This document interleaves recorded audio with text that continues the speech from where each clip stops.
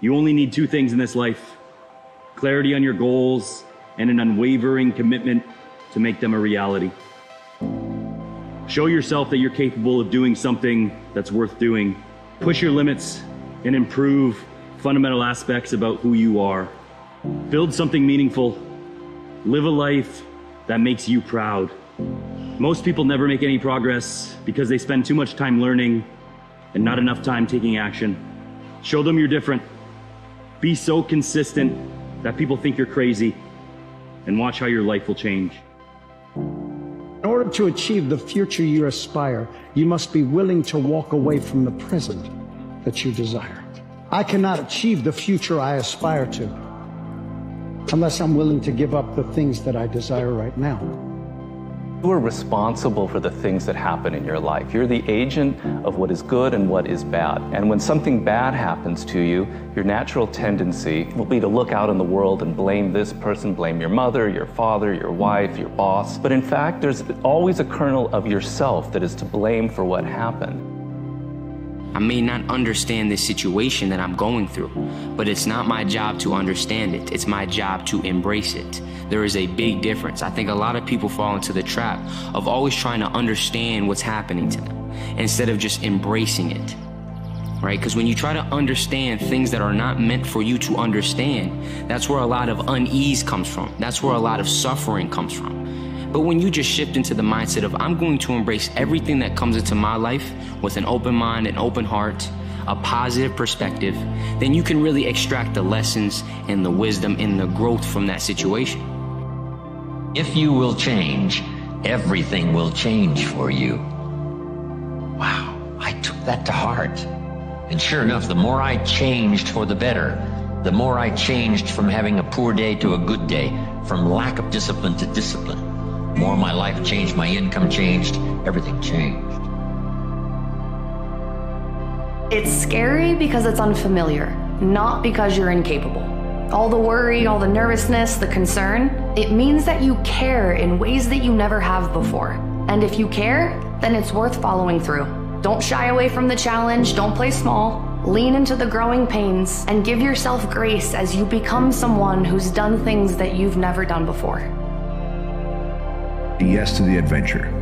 Like, life is an adventure. Say yes to the adventure. And the adventure might be, you know, I'm going to take the path least traveled. The adventure might be, I'm going to quit my safe job and go do this thing that I've been meaning to do and wanting to do, that I've been called to do, that I feel like I have a duty to do. Because life is a journey. It's an adventure. It's an experience. And if you want to grow old and have stories to tell and experiences to share and wisdom to bestow onto others, it's not just a matter of age, because someone who gets old but has played it safe has no wisdom, has no stories. And so I say yes to the adventure.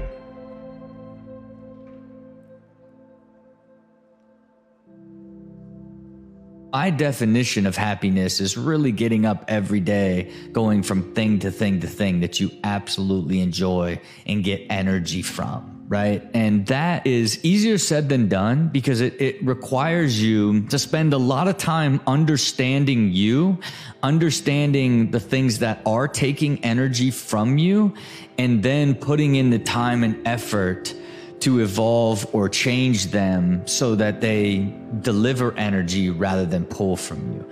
But it's really, truly where you're going to find true happiness. So many people say they want a big life, but very few people are willing to do the work that it actually takes to get there, to build the skill.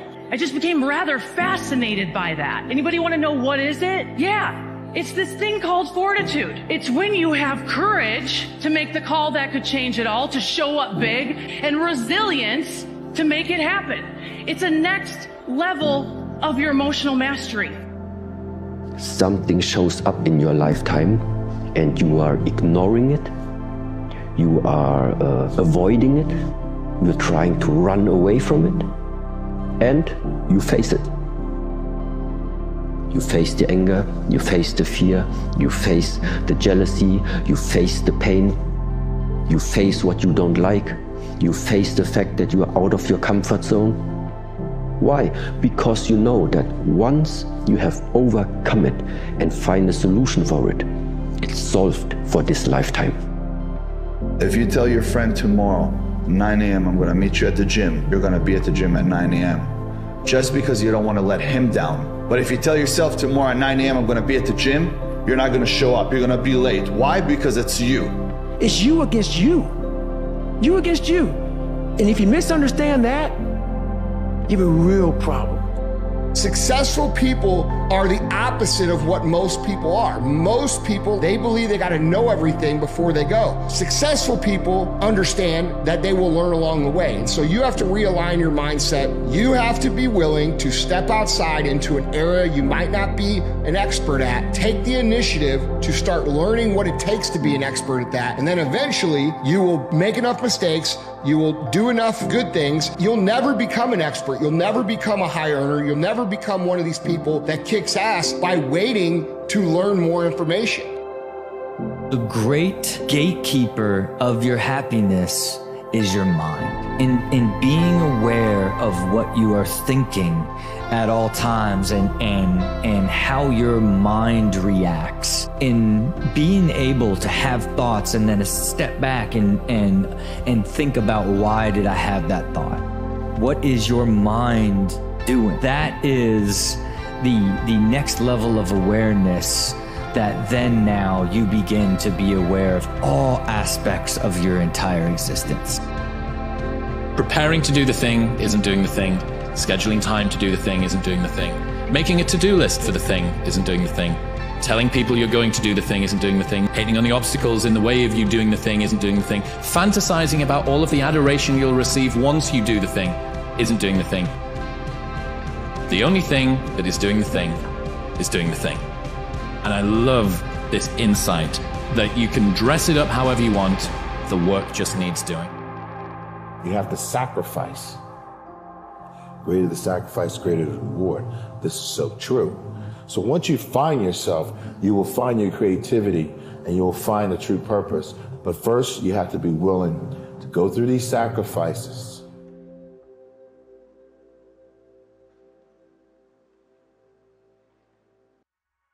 I'm gonna say this loud enough for the people in the back. You know when your life's gonna change? When you stop pressing rewind on the things that need to be deleted from your life.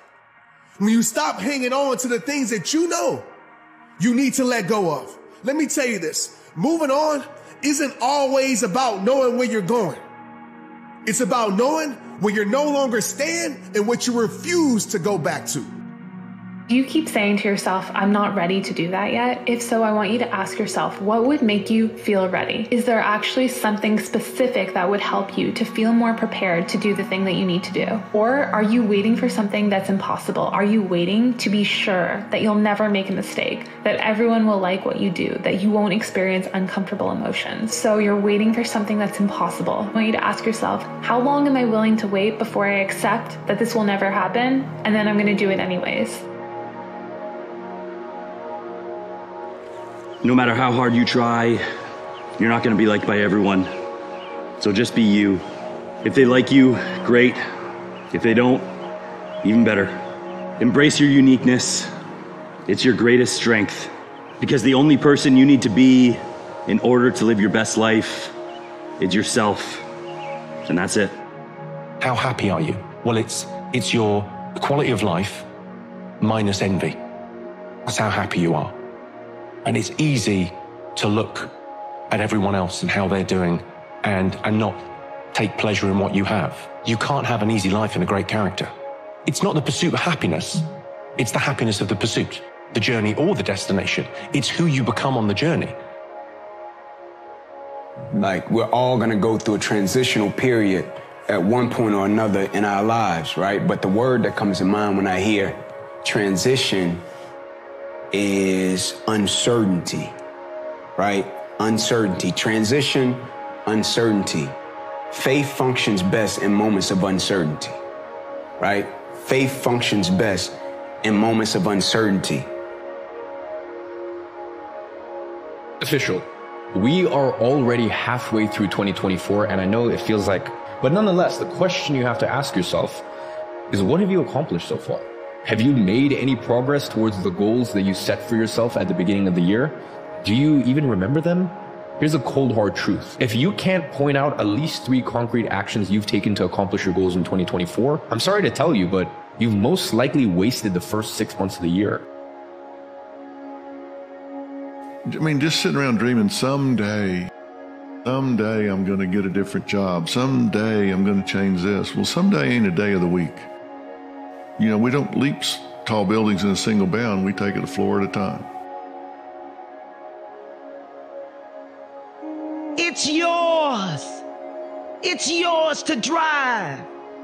Get up in the morning, write down what you're going to do in a day. Be happy on your way to your job, even if you don't like it. You got to be happy on your way to happy. Don't think you're going to get there and be happy. You carry yourself with you. Go do something. Do the best thing that you can think of. Put the best plan you have into practice. It's not going to be perfect, and it will change along the way. But it will change partly because you become disciplined pursuing the path. And as you become disciplined, you become wiser. And as you become wiser, you become able to formulate better and better plans. 85 to 90% of life is just showing up. Show up. If you show up, there's a chance something could happen. You have to make mistakes. You've been there, you feel it, you understand what it is, and then you have that time to adjust. That's why losing in life is so important. Whether it's getting dumped, getting fired, losing a game, loss. Those feelings where things didn't work out your way, that's important because it lets you know this is the bad feeling that comes when it goes wrong, and you improve, and then it makes the good feelings of victory all the better. Are born into greatness, and all too often we get resigned into mediocrity because of the toxic information around us. And maybe it's the people around us, and maybe it's the information that we consume. Feeding your fire is the process and the habit of consistently only allowing the most useful information into your orbit. Feeding your fire is a protection mechanism or an idea, which is you can't inspire people if you yourself are de-inspired. Feeding your fire is all about doing whatever it takes on a daily basis, because your days are your life in miniature, and as you live each day, so you handcraft your life. At the end of every day, you look yourself in the mirror and you ask yourself, did I get better today? If the answer is yes, and you do that for 5 years, 10 years, 15 years, how much better are you going to be? Are you getting better every single day? That's the question. And it's just taking small steps. You don't try to get it all done in one day, in 1 week, in 1 year. It's the process of getting better every day and doing that for a period of years that then create the masterpiece. A few simple disciplines practiced every day. Eliminate the errors and replace it with disciplines practiced. I'm telling you, you can start this process of life change immediately. After today, you don't ever have to be the same again, only by choice.